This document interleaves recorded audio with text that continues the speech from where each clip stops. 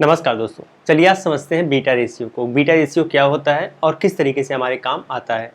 तो basically beta ratio की जब भी बात करते हैं तो यह रिस्क को एडजस्ट करता है, आपके रिस्क को एडजस्ट करता है। इसका मतलब ये है कि बीटा रेशियो वोलेटिलिटी को दिखाता है कि जिसमें आप निवेश कर रहे हैं वो कितना वोलेटाइल है। चलिए इसको एक एग्जांपल के माध्यम से डिटेल में समझते हैं। सपोज करिए आपने ए नाम की एक एएमसी है, आपने इसको चुना और जो ये एएमसी है इसका जो प्लान आपने चुना है ये निफ्टी को फॉलो करता है,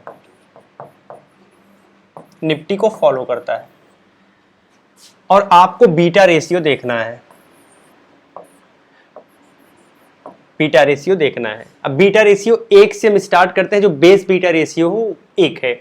अब सपोज करिए कि आप यहां पर और यहां पर, अब आपने जो प्लान लिया है उसका बीटा रेशियो 1 है। इसका मतलब यह है कि अगर निफ्टी में आज निफ्टी ट्रेड हो रहा है, निफ्टी में अगर 1% का गिरावट होगी, 1% की गिरावट होगी, 1% की गिरावट अगर निफ्टी में होगी तो सेम इतनी ही गिरावट आपके इस फंड में के स्कीम में भी होगी। ठीक है, दोनों पैरेलली गिरेंगे।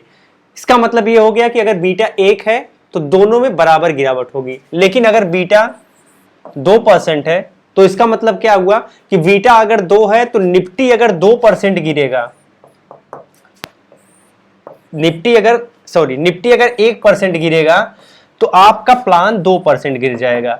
वैसे ही मान लीजिए बीटा अगर 4% है तो निफ्टी अगर 1% गिरेगा तो आपका प्लान 4% गिरेगा। तो भाई इसमें तो आपका नुकसान हो रहा है, क्योंकि आप देख रहे हैं कि ओवरऑल मार्केट कम गिर रहा है जबकि आपका नुकसान ज्यादा हो रहा है। तो कभी भी बीटा 1 से ज्यादा हो तो उसे हम प्रिफर नहीं करेंगे। ये चीज आपको हमेशा ध्यान रखना है। आगे बढ़ते हैं और मान लीजिए बीटा अगर 0.5 है तो क्या होगा।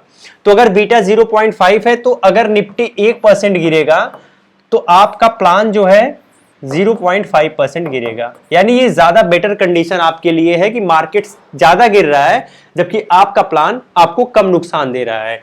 वही बीटा सपोज करिए 0.25 है तो इसका मतलब यह है कि अगर ये 1% गिरेगा तो आपका नुकसान सिर्फ 0.25%, सॉरी यहां पे फिर से मैं लिख देता हूं 0.25% होगा। ये ज्यादा बेटर कंडीशन है।